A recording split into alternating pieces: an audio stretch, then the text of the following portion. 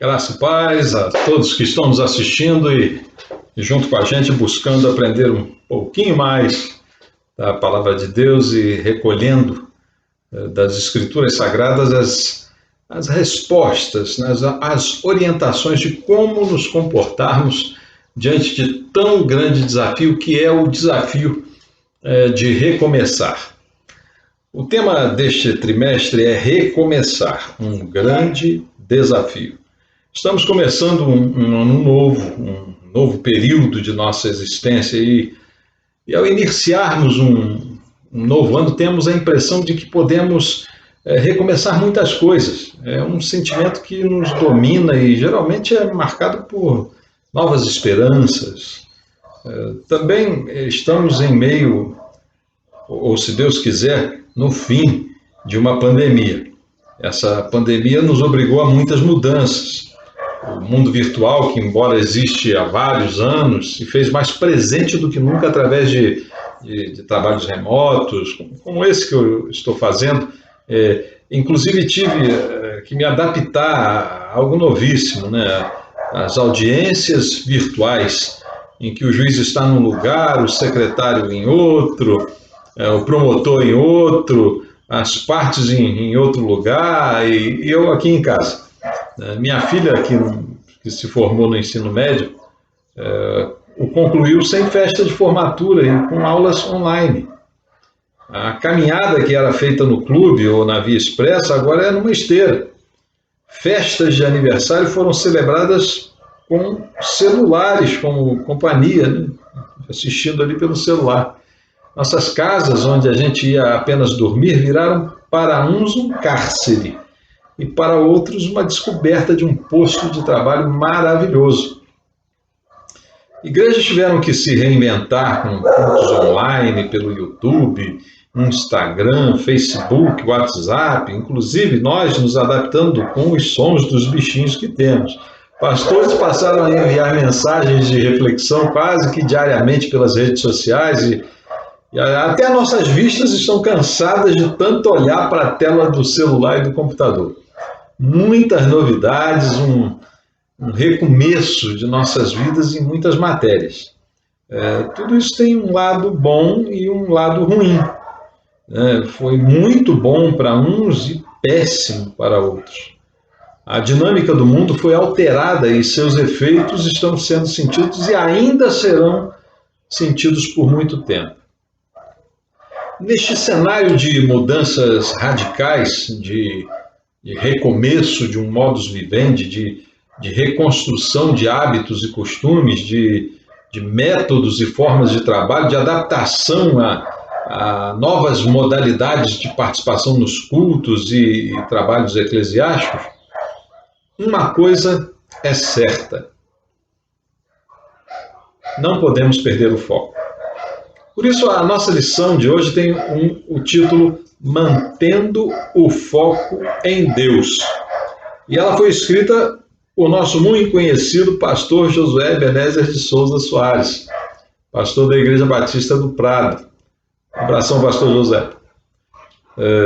O texto que nos orienta a mantermos o foco de nossas vidas em Deus, independente de mudanças e novidades que despontam, se encontram em Esdras 4, dos versos 1 a 3. E convido os amigos e irmãos a abrirem suas Bíblias neste texto para lermos o que ali está escrito para nos orientar a manter o foco em Deus. Leiamos. Ouvindo, pois, os adversários de Judá e Benjamim que os que tornaram do cativeiro edificavam o templo ao Senhor, Deus de Israel, chegaram-se a Zorobabel e aos chefes dos pais e disseram-lhes: deixai-nos edificar convosco, porque como vós buscaremos a vosso Deus, como também já lhe sacrificamos desde os dias de Esar-Adom, rei da Assíria, que nos mandou vir para aqui.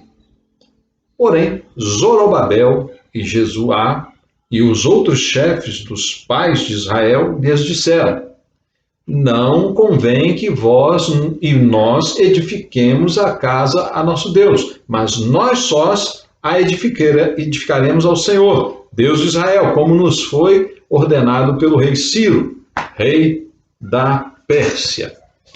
O cenário em tela é o de um povo que teve sua terra invadida e conquistada, sua cidade destruída, e foi levado cativo para mais de 1.000 quilômetros de distância. Esse povo agora tinha a oportunidade de recomeçar, como nação, como pátria, como cidade. Para isso tinham de reconstruir aquela cidade e seu templo. Seu templo era a expressão de sua fé e a manifestação pública do poder de seu Deus. Foi-lhes dado uma chance para recomeçar. Hoje também estamos tendo chances para recomeçarmos. Recomeçarmos nosso trabalho e nossos estudos de forma diferente. Nossas relações com a família, nossa relação com a igreja. As coisas mudaram radicalmente, mas temos uma chance de recomeçarmos. Não será igual antigamente, como não foi para o povo hebreu, mas poderemos recomeçar. Quem não quiser recomeçar, se reconstruir, se reinventar, provavelmente permanecerá cativo dos meios, métodos e maneiras antigas. Talvez não resista às mudanças e fique como muitos que não saíram da Babilônia e não retornaram à terra prometida. Vão ficar num cativeiro, um cativeiro da sua estagnação. A maioria de nós teme mudanças, quer permanecer na forma antiga, não quer se adaptar. Tem medo de que as mudanças alterem também a essência das coisas, o objetivo das coisas. Por exemplo, muitos não querem trabalhar em casa, preferem o antigo escritório, a sala de aula ao invés da aula pelo celular.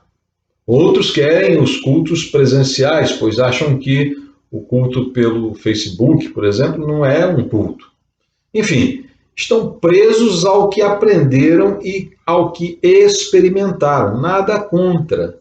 Todavia, a vida pode nos impor circunstâncias que nos obriguem a abandonar antigos hábitos e termos que desenvolver outros novos.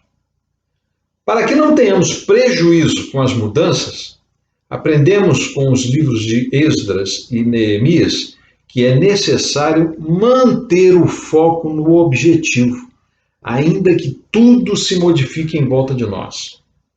O segredo para continuar vitorioso e alcançar seus objetivos com sucesso está em manter o foco, independentemente das mudanças que ocorram. Não devemos temer mudanças. Devemos temer a perda do foco.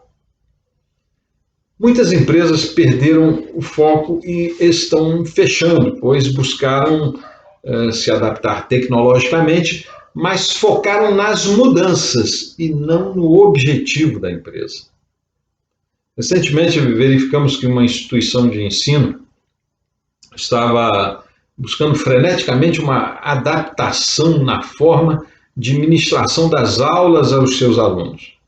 E adquiriram computadores, sistemas e até canais. Também passaram a exigir dos professores a aplicação das aulas virtuais e foram efetuando treinamento online dos professores para a operação daqueles sistemas, mas os resultados ao fim foram ruins, a despeito dos investimentos. Chegaram a desenvolver um sistema de avaliação mais flexível para aumentar a chance de melhores índices de seus alunos. E mesmo assim, os resultados foram aquém da expectativa. O foco eram as mudanças. E depois o diagnóstico dos baixos rendimentos foi categórico. Perderam o foco na educação e colocaram nas mudanças. O foco dos concorrentes era a educação dos alunos, com ênfase o quê? Nos vestibulares e concursos, preparando eles para isso. A instituição em decadência tinha o foco na manutenção de um quantitativo de alunos que sustentassem aquela máquina institucional, aquela instituição escolar, ficando a formação acadêmica mais competitiva em um segundo plano. Eles tinham que mudar as formas de aplicação de aulas, sim, mas tinham principalmente que mudar o foco de sua existência. O aluno é o foco e não a escola. Ela é apenas o meio. Ele não é a embalagem que empacota as frutas que serão vendidas para o mercado. Ele é a própria fruta.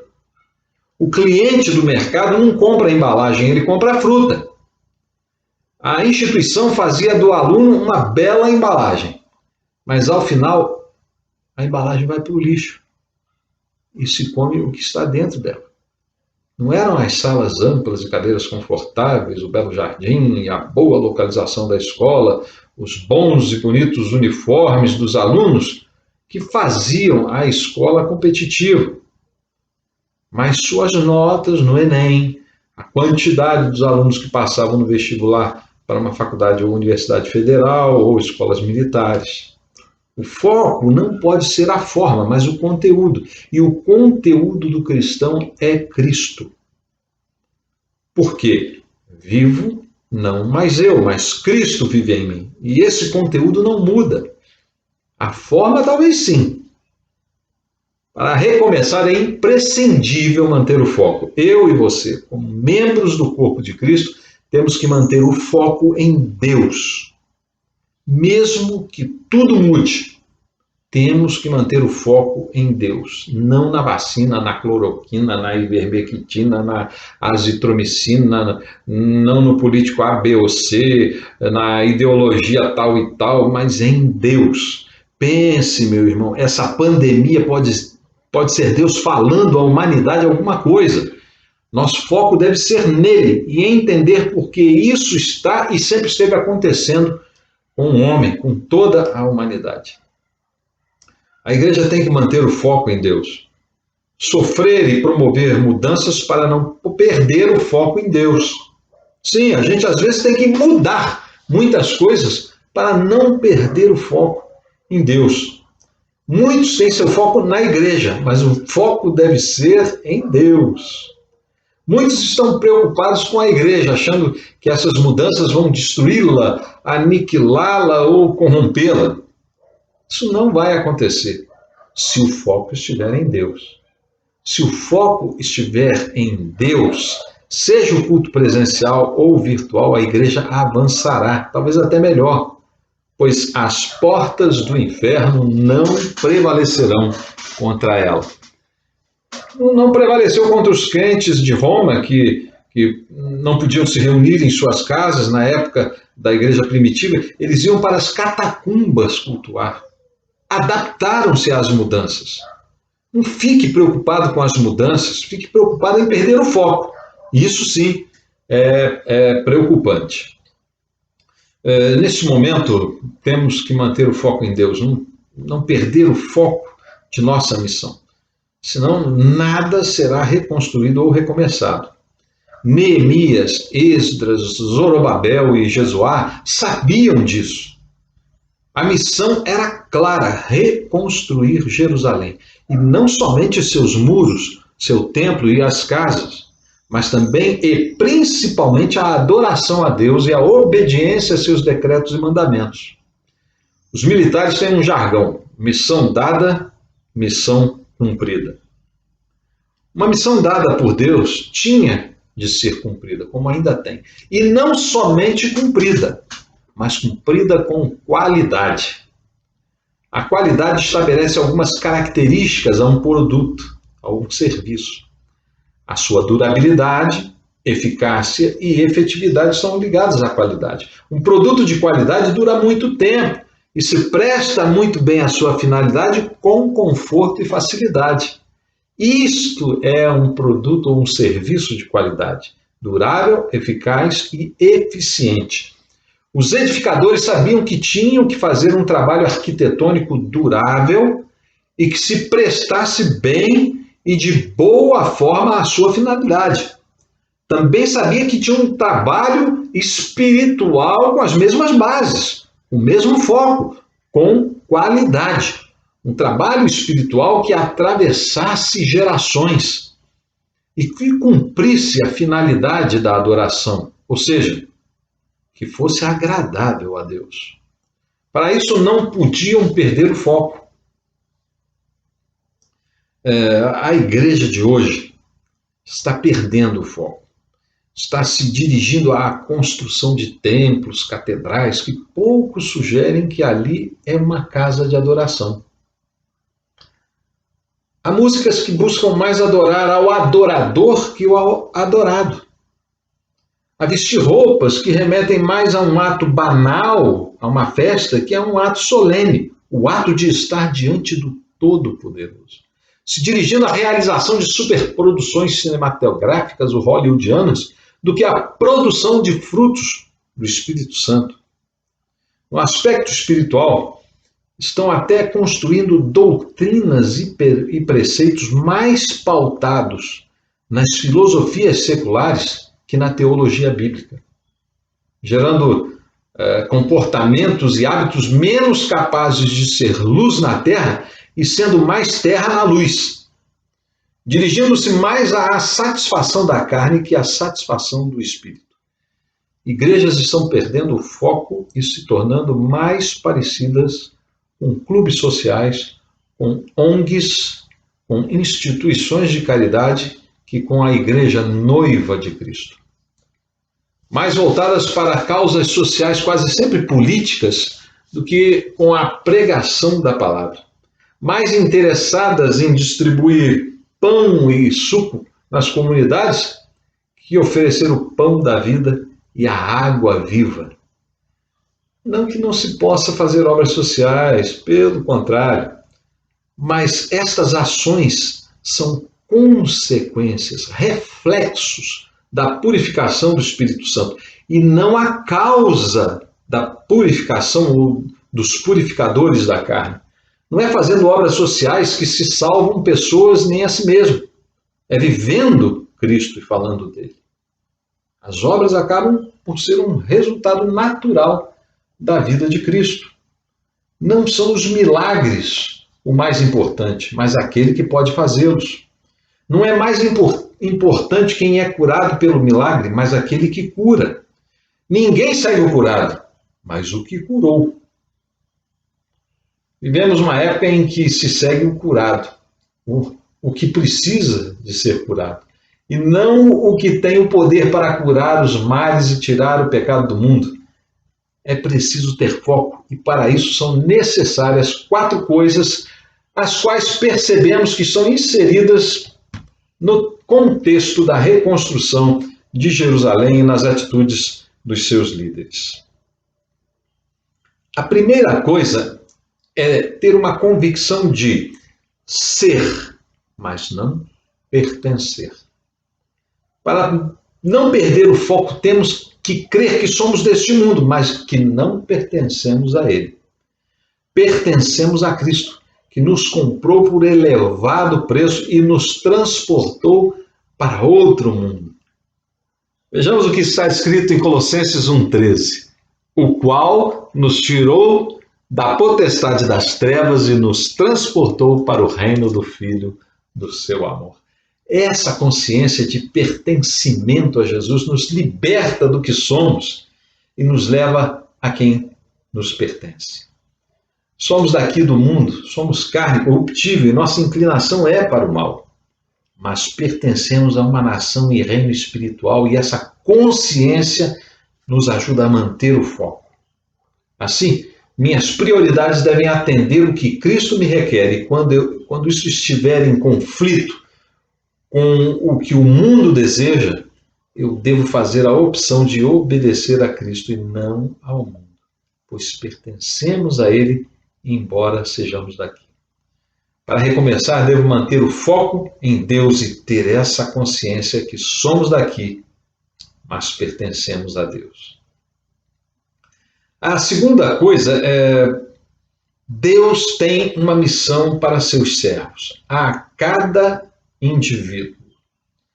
Vemos nos relatos dos livros de Esdras e Neemias a presença de diversos outros personagens de importância na reconstrução da cidade de Jerusalém. Aqui mesmo, né, vimos Zorobabel, Jesuá, os chefes dos pais das tribos e muitos outros. Nisso percebemos que para recomeçar, para reconstruir, cada um tem um papel decisivo nessa tarefa. E ninguém deixa de ter uma função ou atividade dentro dessa missão. Não existem inativos nessa empreitada. Recomeçar é um trabalho conjunto, é um trabalho de equipe e não é somente dos líderes, mas também dos liderados. A Bíblia cita os nomes de cada um daqueles que foram para Jerusalém. O segundo capítulo de Esdras os enumera um por um e faz isso para nos dizer que cada um de nós é importante neste trabalho de recomeçar, de reconstruir. Essa é uma missão para cada um de nós e nós a executamos como um corpo. Cada parte ligada à outra com uma cabeça que é Cristo. Cada um de nós é importante. Eu sou importante, você é importante, o pastor é importante, os diáconos, os instrumentistas, os cantores, os zeladores, os porteiros, os introdutores, os adoradores, todos, sem exceção, são importantes. Não se julgue pequeno, insignificante ou incapaz. Isso é impossível nesta missão. Cada um é importante. Talvez você diga, mas eu não sei pregar, não sei cantar, não sei ensinar. Mas eu vou te dizer que em existir e estar nesse corpo você se torna extremamente importante. E nós temos visto isso com essa pandemia. O coronavírus entra no corpo por meio de uma única célula. Se for um único vírus que contamina, ele entra em uma única célula. E ali ele se instala e a destrói, se multiplicando e aumentando até que todo o corpo esteja doente. Aquela primeira e única célula infectada foi extremamente importante. Sem ela, o vírus morreria. E se ela combate o vírus, o corpo não adoeceria. Cada um de nós é como uma célula deste corpo e não podemos adoecer. Já temos uma vacina, que é a palavra de Deus, capaz de nos imunizar contra as propostas do inimigo e evitar que adoeçamos todo o corpo. Não deixe entrar o vírus do pecado em você. Elimine-o com os anticorpos da palavra de Deus. Não deixe entrar heresias, distorções, ideologias, desejos e prazeres que façam você perder o foco. Veja como você é importante, sua saúde espiritual. O seu foco pode impedir o vírus do inimigo de adoecer todo o corpo da igreja. Mantenha o foco em Deus. A terceira coisa é identificando os opositores do projeto de Deus para nós. Logo se apresentaram a Zorobabel os samaritanos, propondo-se a ajudarem na reconstrução de Jerusalém. Os samaritanos eram os povos que vieram para as terras do Reino do Norte, quando o Reino do Norte foi conquistado pelos assírios e os filhos de Israel foram deportados. Alguns dizem que a frase proferida pelos hebreus, pode vir alguma coisa boa de Nazaré, é uma remissão à existência dos povos samaritanos naquela região. A tática dos assírios era conquistar um lugar, remover seu povo de lá e colocar outros povos também conquistados. Isso para desestimular revoluções e revoltas. E os povos que chegaram para Israel, ou seja, para o Reino do Norte, o Reino do Sul, chamava-se Reino de Judá.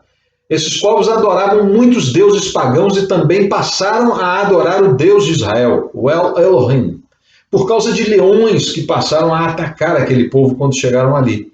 Eram politeístas, adoravam muitos deuses. Vivemos em uma época assim. Outro dia uma famosa dizia respeitar todas as religiões e ser eclética, crendo em todos os deuses, demonstrando assim uma grande flexibilidade religiosa, que na verdade só queria demonstrar o seu paganismo e divulgar uma imagem de si mesmo como tolerante e sem preconceitos, usando de um discurso politicamente correto. Foi assim que os samaritanos se apresentaram a Zorobabel e a todo o povo de Judá e Benjamim. Os discursos do politicamente correto invadiram as televisões e a mídia em geral. Estão chegando dentro das igrejas. Buscam uma unidade ou uma uniformização que, na verdade, é autodestrutiva. Quer tornar esse discurso superior à forma geral de visão, afastando a forma específica, relativizando o que é absoluto. E o que é absoluto é que Deus não se deixa escarnecer. Ele quer adoração exclusiva, não divide sua adoração com outros deuses. Temos que aprender a identificar os opositores, e eles são internos e externos. Os samaritanos se apresentaram como esses sabotadores, como opositores externos, mas há aqueles que se opõem de alguma forma internamente. Os externos são mais fáceis de descobrirmos, mas os internos levam mais tempo, pois são mais sutis e às vezes se levantam sem a gente imaginar de onde, motivos diversos. Durante a reconstrução de Jerusalém, os edificadores enfrentaram todos esses problemas. Os externos se viam nas ações dos samaritanos, que buscaram sabotar a reconstrução dos muros, se infiltrando entre os edificadores e disseminando um monte de coisas ali, negativas. Depois tentaram um ataque, mas viram que os edificadores estavam alertas e armados, guardando os muros de dia e de noite. Mas também experimentaram oposições internas. O povo mais pobre, que edificava a cidade, estava sendo explorado pelos mais ricos, perdendo tudo, desde suas colheitas e propriedades até os seus filhos, que eram tomados por escravos pelos mais ricos, que emprestavam dinheiro aos mais pobres e cobravam as dívidas através desses penhores. E isso é narrado no capítulo 5 de Neemias. Outro problema interno era o do casamento de hebreus com mulheres pagãs. Isso está narrado nos capítulos 9 e 10 de Esdras. Os líderes enfrentaram a situação mantendo o foco em Deus. E os esposos despediram suas mulheres, criando uma grande tristeza, lógico. Problemas e oposições externos e internos têm que ser identificados e resolvidos. Não pode, quem quer recomeçar, conviver com oposições e resolver os problemas sem ter o foco em Deus. Senão perde o foco, e para não perdermos o foco, temos que enfrentar alguns desafios. Os desafios para não perdermos o foco e agirmos como aqueles edificadores são, primeiro, uma consciência de missão. Você tem que ter consciência da missão, de seus objetivos e propósitos. O povo sabia que tinha que restaurar os muros, o templo e as casas, para poderem se proteger, adorar a Deus e viver ali. Mas também tinham consciência que foi o pecado que fez Deus remover a sua proteção do povo. E por isso ele foi conquistado, o reino do norte pelos assírios e o reino do sul pelos babilônios. Assim, deviam afastar-se do pecado e regressar a uma relação conforme Deus tinha proposto. Eles tinham essa consciência. O nível de consciência do povo era tão grande que receberam a ordem de Neemias de trabalhar com a espada na cintura de dia e de noite fazerem as vigílias de segurança por sobre a cidade, por sobre os muros, alternando a guarda dos muros. Homens e mulheres trabalhavam exaustivamente juntos na reconstrução. As famílias se uniam em cada espaço do muro, ficavam juntos ali trabalhando. Depois eles provaram seu elevado nível de consciência quando muitos tiveram que despedir suas mulheres pagãs para não misturar o culto pagão com o culto ao Deus Altíssimo. E isso para obedecer a Deus, demonstrando um nível imenso de preocupação em retornar aos planos originais de Deus para seu povo, recomeçando, tirando de seu meio tudo aquilo que pudesse sugerir qualquer oposição futura aos propósitos de uma pura adoração a Deus. Mantiveram foco e alcançaram sua finalidade, cumpriram a sua missão. O segundo desafio é saber enfrentar os opositores. Nós temos que saber como enfrentar. Pode ser de qualquer maneira. Tanto os opositores externos como internos foram enfrentados com firmeza, sinceridade e imediatismo, e enfrentados com sabedoria. A primeira sábia reação foi a de unanimidade. O texto nos diz que Zorobabel, Jesuá e os chefes disseram não aos samaritanos, ou seja, fecharam todos eles juntos a mesma posição, todos disseram não. Para enfrentar os opositores é necessário união, e o que os uniu foi a sabedoria em fazer frente aos sabotadores. Temos que saber enfrentar os opositores, e para isso precisamos nos unir. O terceiro desafio é ter discernimento espiritual. Meus irmãos, o discernimento espiritual é um dom. Nos faz saber o que os outros estão pensando, se há sinceridade no que falam e se há outras intenções. Em algumas vezes o Espírito Santo nos alerta acerca de alguém ou de algumas pessoas que, na verdade, estão atrapalhando mais que ajudando, destruindo mais que reconstruindo. E temos que ter discernimento para detectar isso. Temos que buscar o discernimento do Espírito para saber realmente quem está com o mesmo foco que nós.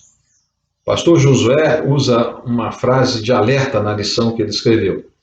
Diz o seguinte: aliados de última hora podem desagregar.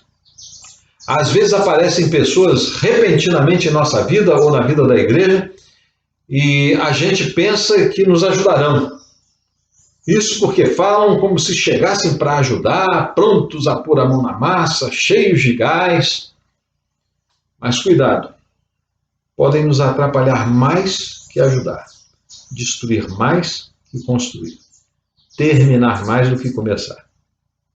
Temos que ter discernimento espiritual para saber quem vai agregar ou vai mais desagregar em nossa missão. Muitas igrejas estão se dividindo por causa disso. Perderam o foco. Deixaram um estranho chegar e colocar o seu foco. Esse estranho às vezes chega falando a mesma língua que nós e aos poucos mudou o foco principal e original, e quem ainda quer se manter nele ou denuncia esses desvios ou sai da igreja. Já vimos e vivemos isso.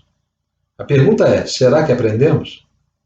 Você aí, sua igreja está em sucessão. Veja bem quem vai convidar para o ministério. Procure fazer como os edificadores. Procure saber quem é que está se propondo a ajudar, senão sua obra nunca se concluirá. Quarto desafio, agir com sabedoria diante dos opositores. Aí Tiago 1,5 diz, quem não tem sabedoria, peça a Deus. A sabedoria não é somente a astúcia ou perspicácia na condução das decisões. Não é sagacidade apenas, suplantando inclusive a ética muitas das vezes, mas a sabedoria que falamos que vem do alto, movida em patamares elevados, que descobre, que desnuda a verdade, fazendo valer o jargão jurídico de que contra fatos não há argumentos, uma verdade que desnuda tudo. Ou seja, é um confronto que mostra quem é quem. E isso vem do alto, essa sabedoria mostra quem é quem. A sabedoria pressupõe prudência, análise e conhecimento. Zorobabel, Jesuá e os chefes demonstraram prudência em não receber os samaritanos para ajudá-los na reconstrução dos muros. Demonstraram uma boa capacidade de análise dos efeitos da rejeição ou da aceitação daquela proposta dos samaritanos. E, por fim, demonstraram conhecimento das circunstâncias que envolviam aquela decisão, ou seja, sabiam muito bem da história daquele povo e do próprio povo.